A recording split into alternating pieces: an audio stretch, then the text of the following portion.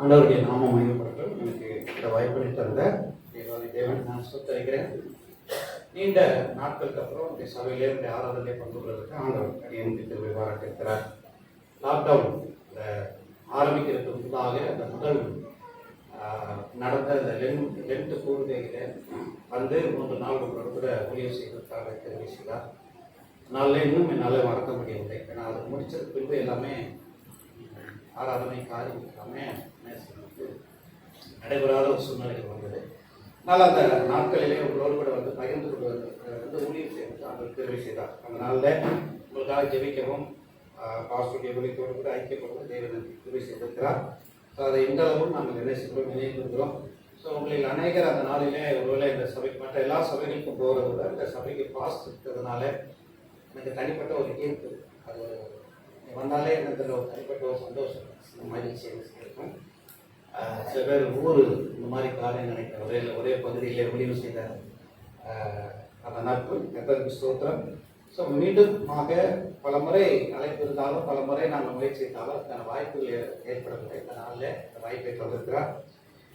நான் போன முறை வந்த அதே நிலையிலேயே என்ன செய்வது, ஏறக்குறைய அந்த சபையினுடைய எல்லா சூழ்நிலையும் இருக்கிற மாதிரி இருக்குது.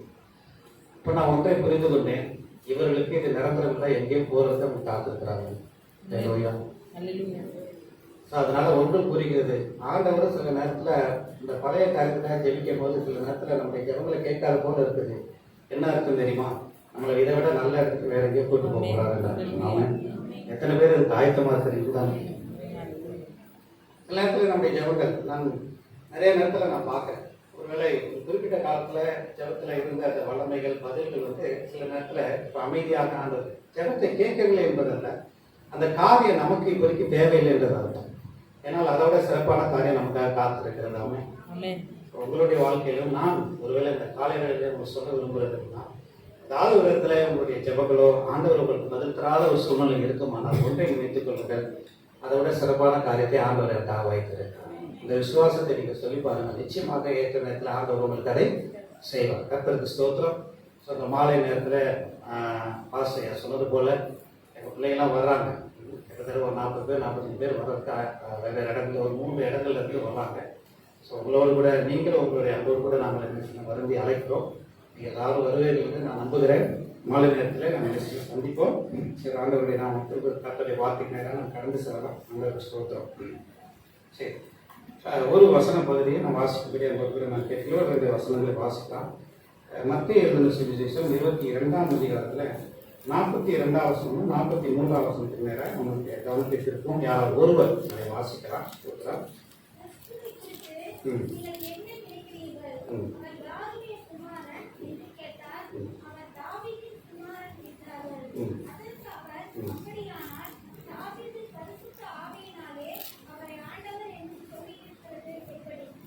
அப்படியே கண்களை மூடி நாம் ஜெபம் பண்ணுவோம். ஆண்டவர் எல்லாமே நம்மளோட கூட பேசும் ஒரு சில வார்த்தைகள் சொல்லி ஆண்டவருடைய சமத்திலே நாமே அர்ப்பணிப்போம்.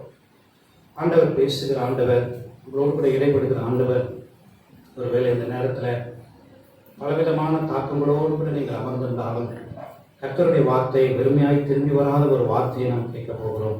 அந்த வார்த்தையை நமக்கு ஆண்டவர் எழுதி கொடுத்திருக்கிறார்.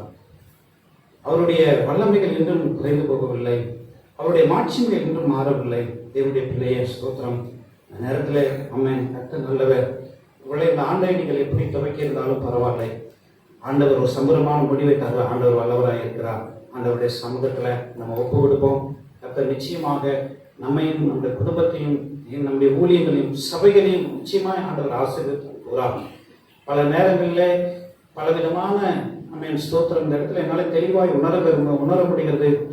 அப்படியே கொடுக்கை போல பற்றி கொண்டு பல காரியங்களாலே அநேக சூழ்நிலைகளையும் வேதனைப்பட்டு கொண்டு இருந்தாலும் ஆரம்பத்தில் நான் சொன்னது போல மீண்டும் சொல்லுகிறேன், சிறப்பான காரியங்கள் ஆண்டவர் தர இருப்பதனால் இந்த காரியத்தை ஆண்டவர் உங்களுடைய வாழ்க்கையில தாமதப்படுத்தலாம். நிச்சயமாக உங்களுடைய முகங்கள் வைக்கப்படாது. வார்த்தைக்கு நேராய் திரும்பவும் தெய்வம் நம்மளோடு கூட பேசட்டும். கர்த்தருக்கு ஸ்தோத்திரம். ஆமென். நன்றி. என் மனவாளன் இயேசு ராஜாவின் காணவே வாஞ்சிக்கிறே, என் மனவாளன் இயேசு ராஜாவை நான் காணவே வாஞ்சிக்கிறே. ஆசையெல்லாம் இயேசுதானே, அவர் பொன்முகம்தான் பார்க்கணுமே. என் ஆசையெல்லாம் இயேசுதானே, பொன்முகம்தான் பார்க்கணுமே. அல்லேலூயா, அல்லேலூயா, அல்லேலூயா, அல்லேலூயா, அல்லேலூயா, அல்லேலூயா, அல்லேலூயா, அல்லேலூயா. பரமழைப்பின் பந்தய பொருளுக்காய் நாளத்தை நோக்கி ஓடுகிறேன். பரமழைப்பின் பந்தய பொருளுக்காய் நாளத்தை நோக்கி ஓடுகிறேன். ஓடுகிறேன், நான் ஓடுகிறேன், என் இயேசுவுக்காய் நான் ஓடுகிறேன். ஓடுகிறேன், நான் ஓடுகிறேன், என் இயேசுவுக்காய் நான் ஓடுகிறேன். அல்லேலூயா, அல்லேலூயா, அல்லேலூயா, அல்லேலூயா, அல்லேலூயா, அல்லேலூயா, அல்லேலூயா, அல்லேலூயா. உங்களை நேசிக்கிற நல்ல தகப்பனே, இந்த நேரத்துல உங்களை மீண்டுமாய் ஒரு சிறப்பு கொடுக்கிறோம். இந்த பரம அழைப்பின் பந்தை பொருளுக்காக நோக்கி ஓடுவதற்கு எங்களுக்கு அனுக்கிரகம் பாராட்டவும். தாழ்த்தியை கொடுங்க, அடியனை மறைத்து நீர் வெளிப்படவும், நீர் பொருட்படுத்திக்கணும். இயேசு கிறிஸ்து நாமத்தில் ஜெபிக்கிறோம் எங்கள் நல்ல பிதாவே. இந்த இடத்துல நம்ம என்ன பார்க்கிறோம்னா, இயேசு கிறிஸ்து என்ன செய்கிறார்? இந்த யூத ஜனங்களிடத்திலும் பரிசேயரிடத்திலும் நின்று ஒரு கேள்வி கேட்கிறார். கிறிஸ்துவை குறித்து நீங்கள் என்ன நினைக்கிறீர்கள் என்ற ஒரு கேள்வி கேட்கிறார். ஸ்தோத்திரம். அவர்களுடைய பதில் என்னவா இருக்குதுன்னா, அவர் தாவீதின் குமாரன். ஏறக்குறைய ஆண்டவர் ஆதாம் காலத்துல இருந்து என்ன பண்ணிட்டார்? ஆதாம் வீழ்ந்த போதே நம்முடைய வெளிப்பாடுகளை ஆண்டவர் கொடுக்க ஆரம்பித்து விட்டார். குறிப்பாக ஆபிரகாமை அழைத்த போது ஆண்டவர் சொல்லியிருக்கிறார், நான் உன் சந்ததிக்குள் பூமி வம்சங்கள் எல்லாம் என்ன செய்யப்பட போகிறது? ஆசீர்வதிக்கப்பட போகிறது. ஆண்டவர் ஒரு வாக்குத்தத்தத்தை கொடுத்திருக்கார். அதுக்கு பின்பு யாக்கோபு மூலமா சொல்றார் என்னதான், அதாவது சமாதான கர்த்தர் வரவளமும் என்னது செங்கோல் யூதாவுக்கு விலகாது என்று ஒரு வாக்குத்தத்தத்தை ஆண்டவர் கொடுத்திருந்தார். அது மாத்திரமல்ல, பிளேயர் மூலமா ஒரு வார்த்தை வந்தது. என்னது? இதோ ஒரு நட்சத்திரம் இஸ்ரவேல்ல இருந்து என்ன செய்யுமா? ஒரு செங்கோல் யாக்கோபில் இருந்து என்ன செய்ய போகிறது? எழுப்பப்போகிறது. மோசே சொல்லுகிறார், எனக்கு பின் ஒருத்தர் வரப்போகிறார், என்னை போல ஒரு தீர்க்கதரிசி எழுப்ப பண்ணுவார்னு சொல்லி மோசே என்ன செய்துட்டார் சொல்லிட்டு இருக்காங்க. தாவீது இந்த உலகத்துல வந்தபோது, அவர் மேய்ப்பனாக இருந்த போது ஆண்டவரை பார்த்து என்ன சொன்னார்? அவர் கர்த்தரின் மேய்ப்பராக இருக்கிறார். அவர் ராஜாவான போது அவரை பார்த்து என்ன சொன்னார்? கர்த்தர் சர்வத்துக்கும் ராஜா. ஆனால் தாவீது ஆவியானவரை பெற்ற போது அவர் சொன்னான், அவர் நான் கர்த்தர் என் ஆண்டவர் என்று சொல்லி கடந்து சென்றிருக்கிறார். இத்தனை வெளிப்பாடுகள், இத்தனை மேன்மையான வசனிப்புகள் ஆண்டவர் என்ன செய்தார்? தொடர்ந்து தம்முடைய பிள்ளைகளுக்கு, இந்த யூதர்களுக்கு ஆண்டவர் என்ன செய்து வந்தார்? வழங்கி வந்தார். வெளிப்பாடை கொடுத்து வந்து வந்தார். ஏறக்குறைய இந்த உலகத்துல வேற யாருக்கும் இவ்வளவு முன்னறிவிப்பு என்ன செய்யாது இந்த உலகத்துல இருந்திருக்கே இருந்தது. இயேசு கிறிஸ்து மட்டும்தான் 4000 வருஷம் முன்னறிவிப்பு கொடுக்கப்பட்டிருக்கிறது. ஆமென். அப்படி ஆண்டவர் என்ன செய்தார்? அந்த உலகத்துல கடந்து எத்தனை தீர்க்கதரிசிகள், ஒவ்வொரு தீர்க்கதரிசிகளும் ஒண்ணு இயேசுக்கு அடையாளமா இருப்பாங்க, இல்லாட்டா இயேசு கிறிஸ்து சொல்லாம அவங்க என்ன செய்ய மாட்டாங்க, கடந்து செல்வாங்க. இயேசு கிறிஸ்துடைய வருகையை குறித்து எனக்கு ஏராளமான தீர்க்க தரிசனங்கள், ஏராளமான வெளிப்பாடுகள், எத்தனையோ காரியங்களை ஆண்டவர் கொடுத்து கடைசியில வந்து பெத்லகேமில் பாலகனாய் பிறந்து இப்பொழுது அவனுக்கு முன்னதாக பிரத்யட்சமாய் வந்து காணும் வகையில நிற்கிறார். யாருன்னு சொல்லி அவங்களுக்கு என்ன செய்யல, அடையாளம் தெரியவில்லை. அவர் வந்து நிற்கிறார். கிறிஸ்துவே கேட்க வேண்டிய நிலைமை இருக்கிறார். அவரே வந்து என்ன செய்யறாரு? கிறிஸ்துவை குறித்து நீங்க என்ன நினைக்கிறீங்கன்னு கேட்கிறார். அப்படியே கேட்ட போதும் அவங்களுக்கு கொடுத்த பதில் என்னது? அவர் தாவீதின் குமாரன். எத்தனை ஒரு பரிதாபமான நிலைமை பார்த்தீங்களா? எத்தனை காரியங்கள் இந்த மக்களுக்கு எல்லாமே இருந்தது. எத்தனை வருத்தமான ஒரு சூழ்நிலை ஆண்டவருக்கு இருந்தது. இந்த மக்களை தெரிந்து கொண்டு பாவத்திலிருந்து மீட்டெடுத்து, அடிமைத்தனத்திலிருந்து மீட்டெடுத்து, எகிப்திலே அவர்கள் கிடந்த அவர் வாழ்ந்த வாழ்க்கை எப்படிப்பட்டது? பார்வனுடைய அடிமைத்தனத்துல இத்தனை நொறுக்கப்பட்ட ஒரு ஜனங்களை ஆண்டவர் தம்முடைய என்ன செய்தார்? மோசேவை அனுப்பி, தம்முடைய ஊழியக்காரனை அனுப்பி என்ன செய்தார்? அதை மீட்டெடுத்தார். ஆண்டவரே அதை செய்தார். பொதுவாக என்ன செய்யணும்னா, ஒரு 10,000 பேர் சேனையுடைய ஒருத்தரை ஜெயிக்கணும்னா நமக்கு என்ன வேணும்? எத்தனை ஆயிரம் வேணும்? ஒரு 15,000 வேணும். ஒரு 20,000 இருந்தால் தான் நம்மளை என்ன செய்ய முடியும்? மேற்கொள்ள முடியும். ஆனால் மோசே ஆண்டவர் அனுப்புறாரு, இந்த கோலை எடுத்துக்கொண்டு ஒரு தனி ஒரு மனிதனாக ஒரு ராஜ்யத்தையே ஆண்டவர், தனி மனிதனை வைத்து ஒரு பெரிய ராஜ்யத்தை ஆண்டவர் என்ன செய்தார்? ஒரு சாம்ராஜ்யத்தை ஈர்ப்பொருளாக மாற்றி நம்முடைய ஜனங்களை மீட்டெடுத்தார். ஆமென். அல்லேலூயா. அவருடைய சொல்லியிருக்கிறார், என்ன சொல்லியிருக்கிறார்? ஆனாலும் என் கை வல்லமையை கண்டால் உடைய பார்வன் உங்களை. மோசே என்ன நினைக்கிறாரு? ஐயா, நான் பேச தெரியாதவன் ஐயா, ஐயா நான் பயந்துதான் ஐயா ஓடி வந்தேன், ஐயா என்னால என்னையா பண்ண முடியும்? அப்ப ஆண்டவர் சொல்றாரு, மீட்பு உன்னுடையதல்ல, அது என்னுடைய. தேவன் என்ன செய்தார்? இப்படி மீட்டெடுத்து அவர்கள் என்ன செய்தார்? வனாந்தரத்துல சஞ்சரிக்க போதும் குறைவில்லாமல் 3 வேளை என்ன செய்தார்? உணவு கொடுத்தார். அவன் மறுதளித்த போதும், துக்கப்படுத்தின போதும், விக்கிரகத்தை ஏற்படுத்தின போதும் காரியங்களை மன்னித்து அழைத்து ஒரு பெரிய என்ன செய்தார்? ஒரு வாக்குத்தத்தை கொடுக்கிற ராஜ்யத்தை உருவாக்கி கிறிஸ்து வர வேண்டியது இருக்கிறது. உங்கள் மூலமாய் கிறிஸ்து வர வேண்டி இருக்கிறதுனால இந்த யூதர்களுக்காக ஆண்டவர் அத்தனை வைராக்கியம், அத்தனை ஜனங்களே ஆண்டவர் விட்டு கொடுத்தார். அத்தனை காரியத்தை அவர் செய்தார். வல்லரசெல்லாம் எழுப்பி ஆண்டவர் என்ன செய்தார்? அவர்கள் மறுபடியும் பாவம் செய்த போது, விரட்டி விட்ட போதும் கிருபையாக தன்னுடைய அடிமைத்தனத்திலும் ஆண்டவர் ஊழியத்தை செய்து என்ன தன்னுடைய பிள்ளைகளை அழைத்து வந்து என்ன செய்தார்? வாக்குத்தத்தத்தை சொந்தத்தை கொண்டார். எல்லாம் பண்ணி எல்லாம் செஞ்சு யோகான் ஸ்நானகன் வந்து பேசி எல்லாம் பேசி கிறிஸ்துவே வந்து நிற்கிறார். யாருன்னு அவங்களுக்கு என்ன செய்யறார்? ஆண்டவரே கேட்கிறார், கிறிஸ்துவை குறித்து நீங்கள் என்ன நினைக்கிறீர்கள்? இந்த யூத ஜனம் என்னது? அறிவிலே வளர்ந்தது. இந்த யூதர்கள் போல அறிவாளிகளை பார்க்கறதுக்கு என்ன செய்யறது? இந்த உலகத்துல உலக ஜீனியஸ் அவர்கள், அத்தனை அறிவாளிகள் அவர்கள். விவசாய துறையில அவங்களை போல புரட்சி பண்ண முடியாது. அவர்கள் என்னன்னா அரசாங்கத்துல போர், அவர்களை போல உத்திகள் கண்டுபிடிப்பது பெரிய கஷ்டம். போர் செய்வதில் பெரிய ஆட்கள் அவர்கள், இந்த விஞ்ஞானத்துல பெரிய ஆட்கள். எல்லா விதத்திலும் வளர்ந்து எத்தனையோ அறிவுகள் வளர்ந்தது. எத்தனையோ காரியங்களை அவங்க என்ன சொல்றாங்க? சிறந்து விளங்கினவர்கள். ஆனால் இயேசு கிறிஸ்துவை குறித்த வெளிப்பாடுகளை மட்டும் அவங்க என்ன செய்யணும்? என்ன செய்யணுங்க? தெரிய மாட்டேன். எல்லாமே நல்ல காரியங்கள், எல்லாமே நல்லா இருக்குது. எல்லா படிப்புல எல்லாம் சிறந்தவர்கள், செல்வ செழிப்பு எல்லாத்துல கரெக்ட். ஒரு இடத்துல அடுத்த நாட்டுக்கு அடிமையா போனா உடனே அவர்கள் என்ன செய்து விடுவார்கள்? உயர் பதவி அடைந்து விடுவார்கள். அவர்களுடைய புத்தி கூர்மை, அவருடைய ஞானம், அவருடைய அறிவு, அவருடைய செயல்பாடுகள், அவர்களுக்கு எல்லாமே இருந்தது. எல்லாமே ஆண்டவர் தந்தார். எல்லாத்தையும் பெற்றுக் கொண்டார்கள். ஆனா இதெல்லாம் தந்த ஒரு காரணம் இருக்கு தெரியுமா? அதை என்ன செஞ்சிட்டார்? கடைசியில் ஆண்டவர் வந்து நிற்கிறார். உங்களுடைய நித்தியத்துக்காக ஒருத்தர் என்ன அனுப்பிச்சிருக்கிறார் பூமியில. அவர் என்ன செஞ்சிட்டார்? அவர் வந்து நிற்கிறாரு. என்ன செய்யல? கல்லெறியறதுக்கு பிளான் பண்றார். அவரை தங்களுடைய எல்லைகளை விட்டு தரத்தி விடுவதற்கு எத்தனை முறை கேட்டுக்கிட்டாங்க இல்லையா? எத்தனை ஒரு பரிதாபமான காரியம் பார்த்தீங்களா? இத்தனை வெளிப்பாடுகள், இத்தனை காரியங்கள், இத்தனை முன்னறிவிப்பு, இத்தனை அழைப்பு, இத்தனை அற்புதங்கள், இதெல்லாம் செய்து எல்லாவற்றையும் நான் கடைசியில் வந்து அந்த ஜனங்கள் என்ன செஞ்சிட்டாங்க? கிறிஸ்துவை அறிய வேண்டிய பிரகாரமா என்ன செய்ய அறியவில்லை.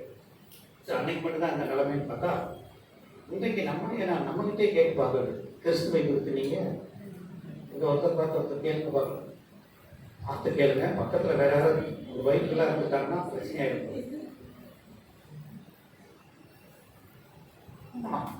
ஒருத்தர் பல நேரங்கள்ல ஒருத்தர் இந்த ஏரியால 72 வயசு, பேர் நல்ல பேர். அவர் பேர் வந்து ஈசாக்கு. மாலை நேரத்தில் ஈசாக்கு தியானம் பண்ண போனோம். நான் அப்படி வீட்டை விட்டு அப்படியே வெளியே வர்றேன்.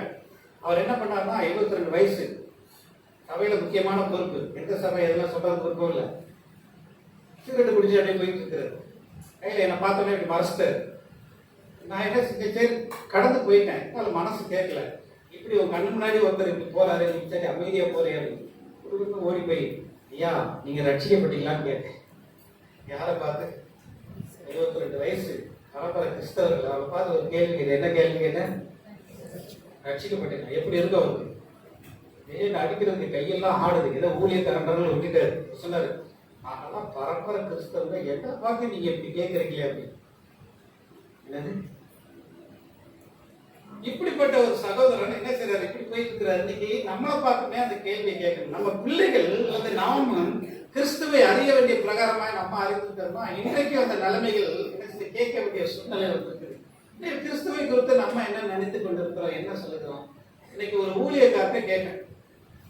மைசூர்ல இருந்து என்ன செய்யறேன், நானும் ஒரு பஸ்ல வந்து ஒரு தம்பிகிட்ட கேட்டேன். ஊழியக்காரன் தம்பி எனக்கு பஸ் ஓடிச்சாரு. நிறைய பேர் ஆண்டுகளை ஆதாயப்படுத்திருக்கிறாரு. எங்க மூலமா ரட்சிக்கப்பட்டவர், பல ஆண்டுகள் ஊழியத்தில் இருக்காரு.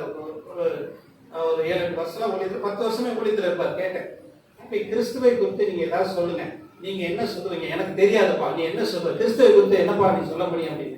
அவர் என்னெல்லாம் சொல்லியிருப்பார்னு நினைக்கிறீங்க? இப்போ உங்ககிட்ட அதே கேள்வி வைக்கிறேன், என்னெல்லாம் நம்ம சொல்லுவோம்னு கேட்டீங்கன்னா, அவர் சொன்ன பதில் என்னன்னா, அவர் என்ன செய்யறார்? ஜெபத்தை கேட்கிறார், சுகத்தை, பாவத்தை, அப்புறம் அவர் தேவ குமாரன், அவர் அற்புதங்கள், விடுதலை, நம்ம கஷ்டங்களை, கண்ணீரை, இதெல்லாம் உண்மைதான், இதெல்லாம் நல்லா தான் இருக்குது. ஆனா இதுதானா கடைசி முடிவு? அதுவும் உண்மைதான்.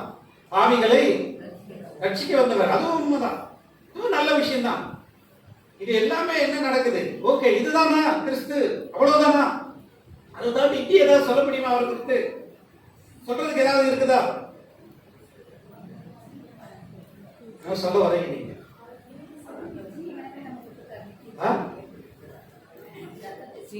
ரத்தத்தை சிந்திருக்கிறார், நல்ல விஷயம். உயிர் தெளிந்திருக்கிறார், அதுவும் நல்ல விஷயம், அது உண்மைதான், ஏற்றுக்கொள். மனமாற்றத்தை தருகிற ஆண்டவர், எல்லாம் சரிதான், எல்லாம் ரைட்டு, வரப்போகிறது எல்லாம் ரைட்டு, எல்லாமே சொல்லிட்டு இருக்கிறார். அதான் அவருடைய முழுமையா, அவருடைய காரியம் அவ்வளவுதான்.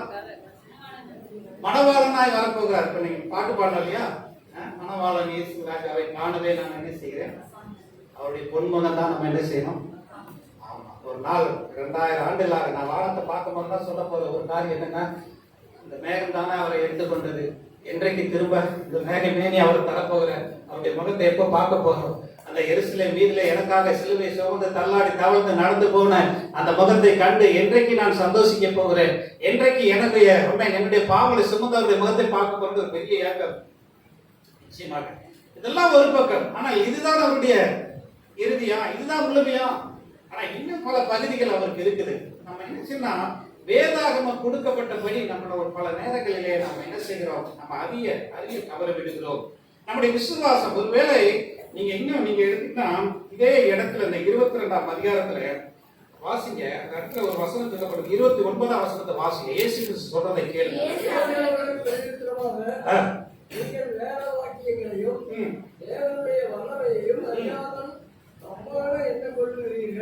வேத வாக்கியங்களையும் தேவனுடைய வல்லமைகளையும் அறியாதபடினாலே பல நேரங்களிலே இந்த ஜனங்கள் என்ன கொள்கிறார்கள்? தப்பான ராங் அண்டர்ஸ்டாண்டிங், தவறான ஒரு காரியங்கள் என்ன செய்கிறது, ஒரு மனிதனுக்குள்ளே உருவாக்கி கொடுத்தது தேவனுடைய பிள்ளையை. இந்த யூதருடைய மிகப்பெரிய தோல்வி என்ன? அவர்கள் என்ன செய்யவில்லையா, வேத வாக்கியங்களை சரியானபடி அறிந்து கொள்ள தவறிவிட்டார்கள். அது மாத்திரமல்ல, தேவனுடைய வல்லமைகளை இன்னைக்கு அநேகர் புரிந்து கொள்ள தவறிவிட்டார்கள். இன்னைக்கு மக்கள் அநேக நேரங்களிலே இயேசு கிறிஸ்து இப்படி ஒரு கண்ணின் மறியிலே பிறந்தார் என்று சொன்னால் என்ன இருக்குது? ஒரு பெரிய எப்படி அவங்களுடைய கேள்வி. இன்னும் சிலர் எங்க இடத்துல அடிக்கடி சுவிசேஷம் சொல்லும் போது கேட்கிற கேள்வி என்ன தெரியுமா? மரியாள் இல்லாம எப்படி என்ன செய்ய முடியும்? ஆண்டவர் வந்திருக்க முடியும். மரியாள் இல்லாம எப்படி ஆண்டவர்? ஒரு கேள்வி கேட்கிறார். எனக்கு வேடிக்கை தான், எனக்கு அவன்கிட்ட ஒரே கேள்விதான் கேட்கிறேன். ஆதாம் எப்படிங்க பிறந்தாரு? ஏவாள் எப்படிங்க வந்தாங்க அப்படின்னு. அதுக்கு அவங்க என்ன செய்வாங்க? தேவனுக்கு ஒரு தேவையே கிடையாது, அவருடைய வார்த்தை வல்லமை உள்ளது. அது வெறுமையா என்ன செய்யாது, ஒருபோதும் திரும்பி வராது. கர்த்தருக்கு ஸ்தோத்திரம். இப்போ சரி, இயேசு கிறிஸ்துவை நாம் இன்னும் தாண்டி என்ன புரிந்து கொள்ள வேண்டும்? இல்ல வேதம் நமக்கு என்ன சொல்லி இருக்குது? வாசிங்க, கொலோசியர் புத்தகத்தை நீங்க கடந்து வாங்க. கொலோசியர் புத்தகத்திலே 1ஆம் அதிகாரத்திலே அவருடைய மற்றவருடைய டைமென்ஷன் அல்லது மற்றவருடைய பரிமாணத்தை அங்கே நம்ம பார்க்க முடியும். 15ஆம் வசனத்திலிருந்து வாசித்து பாருங்களேன். அவர் அதரிசனமான தேவனுடைய தற்செயலும் சர்வ சிருஷ்டிக்கும் முந்தின பேருமானவர். ஏனென்றால் சிருஷ்டிக்கப்பட்டது பரலோகத்தில் உள்ளவைகளும் காணப்படுகிறவைகளும் ஆ. காணப்படாதவைகளுமான சகல வஸ்துக்களும் சிங்காசனங்களானாலும் சிங்காசனங்களானாலும் கர்த்தர்களானாலும் ஆனாலும் துரைத்தனங்களானாலும் ஆனாலும் அதிகாரங்களானாலும் ம். சகலமும் அவரைக் கொண்டும் அவரைக் கொண்டும் அவருக்கென்றும் அவருக்கென்று சிருஷ்டிக்கப்பட்டது. சிருஷ்டிக்கப்பட்டது. அவர் எல்லாவற்றிற்கும் முந்தினவர். அவர் எல்லாவற்றுக்கும் முந்தினவர். எல்லாம் அவருக்குள்ளேயே எல்லாம் அவருக்குள் நிலைத்திருக்கிறது. அவரே சபையாகிய சரீரத்திற்கு தலையானவர். தலையானவர். எல்லாவற்றிலும் முதல்வராய் இருக்கும்படி ம். அவரே ஆதியும் ஆதியும் மரித்தோரிலிருந்து எழுந்த முதற் பேருமானவர். பேருமானவர். சகல பரிபூரணமும் அவருக்குள்ளே. ஹல்லேலூயா. இங்க இயேசு யார்? இந்த இயேசு எப்படிப்பட்டவர்? அவர் எப்படிப்பட்டவரா? அதர்சனமான தேவனுடைய சொல்லி பார்க்கலாமா? நான் ஆராதிக்கிற அறிக்கையிடுகிற இயேசு அதர்சனமான தற்சொல். என்னது? தேவனுடைய தற்சொல்லும். அவர் ஏனென்றால் அவருக்குள் என்ன பண்ணிருக்கா? எல்லாமே அவருக்குள் சிருஷ்டிக்கப்பட்டது. அவருக்கு என்றும். இப்போ இந்த இயேசு யாருங்க? அவங்களை மன்னிக்கிற இயேசு, அற்புதங்களை ஜெபத்தை கேட்கிற இயேசு. இன்னைக்கு பல நேரங்களிலே நம்முடைய விசுவாசத்துடைய அளவு எவ்வளவோ அவ்வளவுதான் நம்முடைய வாழ்க்கையில நன்மைகளை பெற்றுக்கொள்ளும். சோ அந்த காரியத்துக்கு தான் இதை ஒருவேளை என்னுடைய இருதயத்தில் ஆண்டவர் பேசினார். ஒருவேளை இந்த நாளிலே நான் பேச வேண்டிய ஒரு பகுதி உண்டு. நான் அதுக்காக ஆயத்தப்பட்டுக் கொண்டிருந்தேன். என்னென்று சொன்னால் வேத வாக்கியம் என்ற தலைப்பிலே எனக்கு தியானித்து நல்ல செய்தி கிடைச்சது. ஆனால் என்னுடைய இருதயத்தில் ஒரு பாரம் ஏறிக்கொண்டே இருந்தபடினால இன்றைக்கு இந்த பகுதியை நான் எடுத்துக்கொண்டேன். அதரிசனமான தேவனுடைய தற்செயல், அவருடைய என்ன எல்லைகள், அவருடைய என்ன பார்வைகள், அவருடைய மகிமைகள், அவருடைய மாட்சிமைகள் எப்படிப்பட்டது? என்ன இதுக்கு அதுக்கு என்ன வித்தியாசம்னா, நம்ம எல்லாம் என்ன செய்யணும்? பூலோக இயேசுவை பார்த்து கொண்டு இருக்கிறோம். பவுல் பரலோக இயேசுவை பார்த்திருக்கிறார். அல்லேலூயா. அவர் அப்படி பார்த்தபடினாலதான் எந்த உபத்திரவத்திலையும் அவர் மற்றவர்களுக்கு ஆறுதல் செய்கிறவராக இருக்காங்க. ஏன்னா நான் ஆராதிக்கிறவர் என்ன என்று நம்ம என்ன செய்யணும்? எத்தனை பேர் நம்ம அறிந்திருக்கிறோம்? நம்ம பிள்ளைகளுக்கு எந்த விசுவாசத்தை கற்றுக் கொடுக்கிறோம்? நாம் எதை நம்ம வீட்டிலே பேசிக் கொண்டிருக்கிறோம்? ஆராதிக்கிற தேவன் எல்லாவற்றையும் சிருஷ்டி, எல்லாம் அவருக்கு என்று சிருஷ்டிக்கப்பட்டிருக்கு. இந்த இயேசுவை நீங்க பார்த்து பழக வேண்டும். பல நேரங்களில பிரச்சனை என்னன்னா, நான் ஏன் இதெல்லாம் நம்ம சொல்ல வரேன்னா, இந்த இயேசு கிறிஸ்து அவங்களுடைய வாழ்க்கையில இத்தனை வெளிப்பாடுகளை தந்தும் அவர் வந்து நிற்கும் போது அவரை புரிந்து கொள்ளாதனாலே அநேக நன்மைகளை, அநேக ஆசீர்வாதங்களை அவர்கள் என்ன செய்து விட்டார்கள்? இழந்து போனார். அந்த வார்த்தை தான், அந்த பாரம் தான் இன்னைக்கு நம்முடைய வாழ்க்கையில் அந்த நிலைமை வந்து விடக்கூடாது. இந்த இயேசு கிறிஸ்துவை நம்ம என்ன செய்யணும்? இப்படி ஒரு பார்வை பார்க்க வேண்டும். வாசிங்க இன்னொரு பகுதி வேலை ஸ்தோத்திரம். தொடர்ந்து ஆண்டவருடைய காரியங்கள் நமக்கு உதவி செய்வார்கள். வாசிக்கலாமா? ஸ்தோத்திரம். மத்திய எழுதின சுவிசேஷம் 13ஆம் அதிகாரத்துக்கு வாங்க. இந்த யூதர்களுடைய நிலைமைகள், அவர்களுடைய விசுவாச குறைவு எதெல்லாம் தடுத்திருக்குது பாருங்க. வாசிங்க 13ஆம் அதிகாரத்துல என்ன நடக்கிறது? தாம் வளர்ந்த ஊர்ல அந்த 54 சொல்லுகிறது, அவர் வந்து என்ன செய்யறார்? ஜெபாலயத்துல அவர்களுக்கு உபதேசம் பண்ணினார். அவர்கள் ஆச்சரியப்பட்டு, இவனுக்கு இந்த ஞானமும் பலத்த செய்யும் எப்படி வந்தது? அவர்களுடைய பார்வை என்ன? இவன் தச்சன் அல்லவா?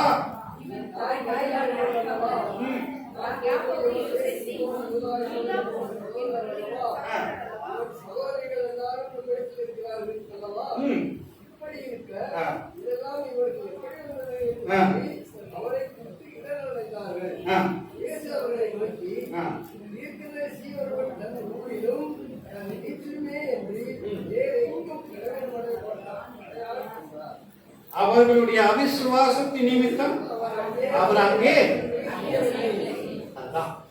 நம்முடைய விசுவாச அளவு என்றைக்கு நம்முடைய வாழ்க்கையில குறைந்து போகிறதோ அப்பொழுது தேவனுடைய செயல்பாடுகள் என்ன செய்கிறது? குறைந்து போகிறது. இப்போ நம்ம எதை விசுவாசிக்கிறோம்? நம்முடைய நம்பிக்கை எதுவா இருக்கு? இன்னைக்கு பல நேரங்களிலே நம்முடைய பார்வையெல்லாம் பூமியின் கடத்த காரியங்களிலே நம்ம என்ன செய்கிறோம்? நிறைய நேரத்துல நம்ம பதித்து விடுகிறோம். பூமியின் காரியங்கள், ஆண்டவர் ஜெபத்தை கேட்கிறவர். ஆமா, அதுல தவறே கிடையாது. என்னுடைய ஜெபத்தை கேட்க இன்றைக்கும் ஆண்டவர் வல்லவராக இருக்கிறார். ஆனால் அதையும் தாண்டி என்னுடைய வாழ்க்கையில் அவர் இத்தனை பெரிய வல்லமையுள்ள ஆண்டவராக இருக்கிறார் என்பதை நாம் பார்த்து பழக வேண்டும். இங்க ஏற்று பார்த்தோம், இவங்களுடைய வாழ்க்கையில ஆண்டவர் வந்திருக்கிறார், நன்மை செய்ய வந்திருக்கிறார், அற்புதம் செய்ய வந்திருக்கிறார், விடுதலை தர வந்திருக்கிறார். அவர்களுக்கு என்ன செய்ய இத்தனை சகல பரிபூர்ணங்களும் அவருக்குள் வாசமாயிருக்கிற இயேசு கிறிஸ்து வந்து என்ன செய்றார்? அவங்க முன்பதாக நிற்கிறார். அவர் இடத்துல என்ன சில கேட்க வேண்டியது அவங்க என்ன செய்யறாங்க? இடரல் என்ன செய்து விட்டார்கள்? அடைந்து விட்டார்கள். ஒண்ணு, இவருடைய வாழ்க்கையில பாருங்க, படிப்படியான ஒரு தோல்விகள் என்ன நடக்குது பாருங்க. முதலாவது அவர்களுடைய வாழ்க்கையில இந்த வேத வசனத்தை அறியாதனாலே தப்பான எண்ணம் கொள்கிற ஒரு நிலைக்கு அவர்கள் என்ன செய்தார்கள்? தள்ளப்பட்டு விட்டார்கள். இரண்டாவது, அவருக்கு வருக வேண்டிய நன்மைகள் என்ன செஞ்சிருச்சு? நடப்பட்டு போச்சு. அவருடைய வாழ்க்கையில தேவன் செய்ய நினைத்தது பல நேரங்களில் தடைபட்டு விடுகிறது. தேவனுடைய பிள்ளைகளே, நம்முடைய வாழ்க்கையிலும் நம்ம அறிய வேண்டிய பிரகாரமாக அவரை அறிந்து நம்முடைய விசுவாச வாழ்வை அதில் கட்டி எழுப்ப தேவன் நம்மை அழைத்திருக்கிறார். அதில் நாம் அவரை நாம் என்ன செய்யணும்? அப்படிப்பட்ட ஒரு பார்வை நமக்கு வேண்டும். பல நேரங்களில் இப்படிப்பட்ட அவரை பார்க்க வேண்டிய விதமாய் பார்க்காதனால நம்முடைய எண்ணங்கள் எல்லாமே ஒரு குறைபட்ட, அதாவது பல நேரங்களிலே அது தேவன் நமக்கு அருளுகிற பல காரியங்களிலே தடை செய்கிறதா இருக்குது. லூக்கா எழுதின சுவிசேஷத்துல ஒரு பகுதியை நான் வாசிக்க விரும்புகிறேன். 15ஆம் அதிகாரத்துல என்ன நடக்குதுன்னா, அந்த இளையகுமாரனை குறித்து என்ன செய்யறது சொல்லப்பட்டிருக்கு. அந்த இளையகுமாரன் என்ன சொல்லுகிறான்? அவனுடைய வாழ்க்கையில புத்தி தெரிந்த போது அவனுடைய வாழ்க்கையில ஒரு பாவத்திலே விழுந்த ஒரு சூழ்நிலைகள், தகப்பனை விட்டு பிரிந்து போய் அவன் என்ன செய்தான்? அவன் தன்னுடைய தகப்பனுடைய ஆஸ்தியை பல விதங்களிலே தவறான காரியங்களிலே வாழ்க்கையில செலவு பண்ணிவிட்டு அவன் மிகுந்த ஒரு தரித்திரமான நிலைக்கு போகும்போது அவருடைய வாழ்க்கையில சொல்லுகிற ஒரு அந்த அறிவிப்பு, அந்த 19ஆம் வசனத்துல பேர் சொல்லுகிறான், இனிமேல் உம்முடைய குமாரன் என்று சொல்லப்படுவதற்கு நான் பாத்திரன் அல்ல, உம்முடைய கூலிக்காரரில் ஒருவனாக என்னை வைத்துக் கொள்ளும் என்பேன் என்று சொல்லி. இப்போ அவனுடைய எண்ணங்கள் எந்த அளவுக்கு இருந்தது? அவனுடைய எதிர்பார்ப்பு எந்த அளவுக்கு இருந்தது? ஒரு வேலைக்காரனா இருக்கிறது. ஒரு வேலைக்கார அளவுல அவன் தகப்பன் இடத்துல இடம் போயிருந்தால் போதும். அவன் தன்னை குறித்து பார்த்து கொண்டிருக்கிறான், தன்னுடைய பலவீனத்தை பார்த்து கொண்டிருக்கிறான், தன்னுடைய வீழ்ச்சியை பார்த்து கொண்டிருக்கிறான். ஆனால் இப்பொழுது தகப்பன் இடத்துல வரும்போது அவனுடைய எதிர்பார்ப்பு என்னவா இருக்கிறது? என்ன, எனக்கு என்ன கொடுத்தா போதுங்க? சாப்பாடு கொடுத்தா அந்த நிலைமையில தான் எல்லா இடத்துலயும் இந்த ரிஃப்ளெக்ட் ஆரம்பிப்பாங்க. அந்த நேரத்துல ஆண்டவர் நித்தியத்தை குறித்து பேசணும், பெரிய காரியங்களை வச்சிருப்பாரு. ஆனா நம்முடைய எதிர்பார்ப்பு என்னவா இருக்கும்? ஆமா, அந்த லெவல் தான் இருக்கும். இந்த யாக்கோப்பை நீங்க எடுத்துக்கிட்டீங்கன்னா, ஆண்டவர் என்ன செய்றார்? அவன் குடும்பத்தை எல்லாத்தையும் பிரித்து எடுக்கப்பட்டு ஏறக்குறைய அந்த நேரத்துல அவருக்கு ஒரு 70 வயசு இருக்கும். அந்த 70 வயசு என்ன செஞ்சார்? ஒரு பிரித்து எடுக்கப்பட்டு வனாந்தரத்துல ஒரு கல்லை எடுத்து வச்சு அவரை படுப்பார். அப்போ ஆண்டவர் என்ன செய்றார்? அந்த இடத்துல தரிசனமாகி ஆண்டவர் என்ன சொல்லுவாரு? என்ன செய்யறேன்? நான் ஆபிரகாமின் தேவன், ஈசாக்கின் தேவன். நான் என்ன செய்யறேன்? நீ படுத்திருக்கிற அந்த பூமியை நான் என்ன செய்யறேன்? நீ ஒண்ணு இல்லாம படுத்திருக்கிற அந்த பூமியை நான் உனக்கு என்ன செய்ய போறேன்? சொந்தமா தரப்போறேன். உன்னுடைய சந்ததிக்குள் என்ன செய்ய போகுது? இந்த பூமியெல்லாம் ஆசீர்வதிக்கப்படுவது. நான் உனக்கு சொன்னதை செய்யும் அளவு விளங்குவதில்லை, உன்னை கைவிடுவதில்லைப்பா அப்படின்னு சொல்லி வாக்கு பண்ணிட்டு போவார். காலையில எழுந்திரிச்சுன்னா அவர் ஜெபம் பண்ணுவார். என்ன திரும்ப ஜெபம் பண்ணுவாரு? கர்த்தர் நான் போகிறவர்கள் என்னோடு கூட இருந்து என்ன முன்ன உடுக்கவும் உடையும் தந்து கர்த்தர் திருப்பி என்ன வர பண்ணுவாரா? கர்த்தர் எனக்கு தேவனா இருப்பார். லெவல் எவ்வளவுதான்?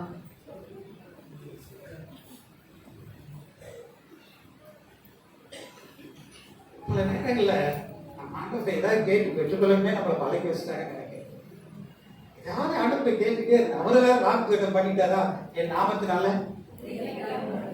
நம்மளை நம்பி இப்பெல்லாம் வரும்போது தெரிஞ்சு கொஞ்சம் யோசனை பண்ணி தான் சொல்லியிருக்காருன்னு நினைக்கிறேன். ஒரு பையன் அவங்க அப்பாட்ட சைக்கிள் கேட்டுட்டான். இது ஒரு வேடிக்கையானதா? நீ சீரியஸா எடுத்துட்டாங்க.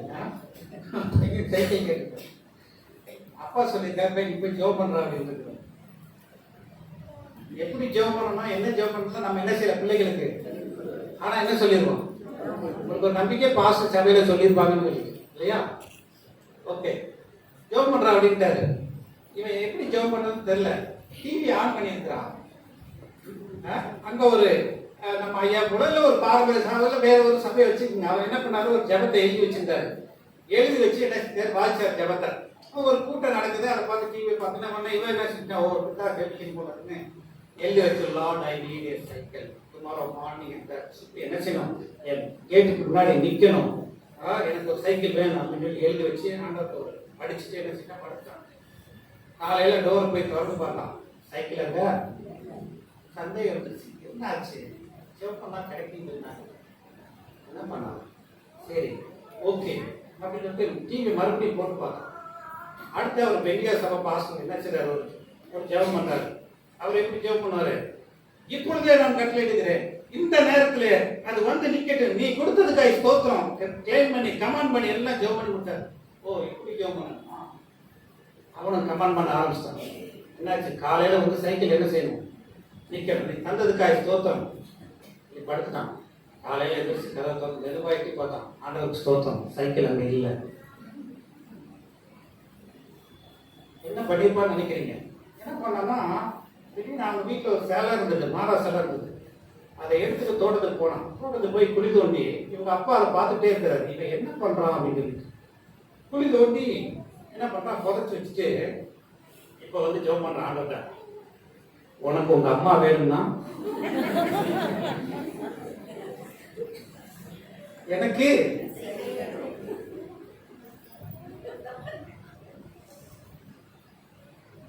ஆண்டவர் நம்ம கேட்டு தரலன்னா நிலைமை என்னத்துக்கு ஆகும்?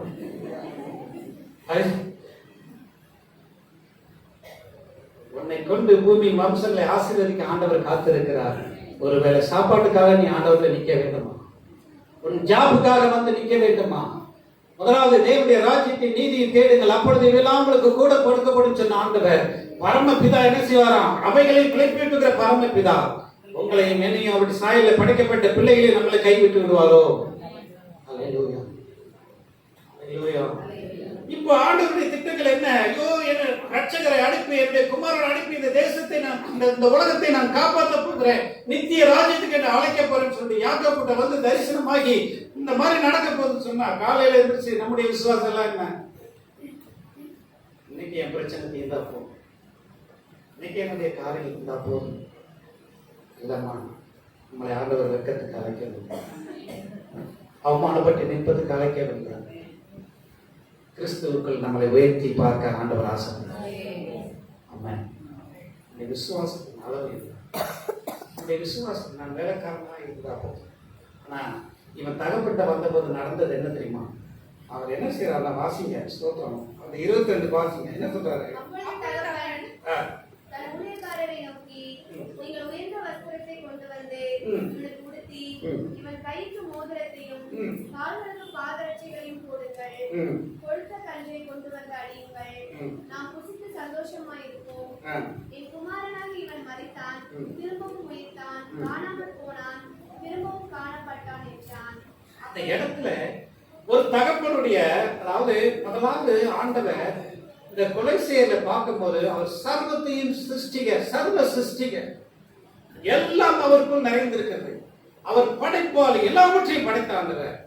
இப்பொழுது இங்கே அவருடைய வெளிப்பாடுகள் கூடுகிறது. இங்கே அவர் என்னுடைய தகப்பனாக மாறுகிறார்.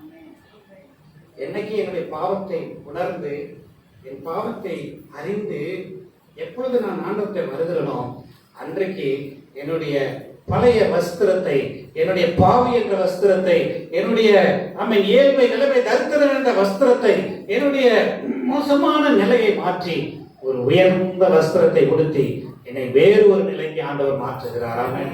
அல்லேலூயா. இதுதான் அங்க பாருங்க. இப்போ ஆண்டவர் என்னுடைய வாழ்க்கையில சிருஷ்டிகள் மாத்திரமல்ல, இப்போ என்னுடைய தகப்பன். நீங்க படிப்படியாக அவருடைய வெளிப்பாடுகளை பார்த்துட்டே கொண்டு போனீங்கன்னா நீங்க நல்லா பாருங்க. தேவனுடைய வல்லமைகளை குறித்து பேசும்போது முதலாவது வேதம் அவர் சிருஷ்டிப்பின் வல்லமை குறித்து பேசும். இரண்டாவது அவருடைய மீட்பின் வல்லமையை குறித்து பேசும். இயேசு கிறிஸ்து இந்த பூமியில வந்த போது அவருடைய உயிர்த்தெழுதலின் வல்லமையை குறித்து பேசும். மூன்று பரிமாணங்களை பார்க்கும்போது ஆண்டவருடைய வெளிப்பாடு சிருஷ்டிகர், இப்பொழுது என்னுடைய தகப்பன், அடுத்து இந்த பூமியில என்னை மீட்க வந்த மீட்பர்.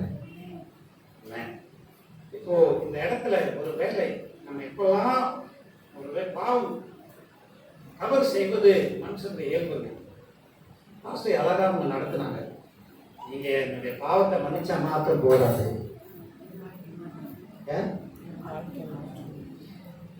என்னை மாற்றும் கிருபை என்னுடைய வாழ்க்கையில ஒரு கருத்தை காண என்னால எதிர்கொள்ள முடியவில்லை. வேலை இந்த நேரத்தில் கிணத்துல நம்ம விதத்திலாவது ஆபத்துல தவறி விழுகிறதுனா அப்படியே ஓட வேணாம். நீ திரும்பி வரும்போது ஆண்டவர் எல்லாத்தையும் சந்தோஷப்படுத்த வல்லவராய் ஒரு கொழுத்த கண்டடிச்சு எல்லாத்துக்கும் என்ன வைக்கிறார்? உன்னுடைய வருகை நிமித்தம் அநேகர் என்ன செய்கிறார்? சந்தோஷப்படுறார்.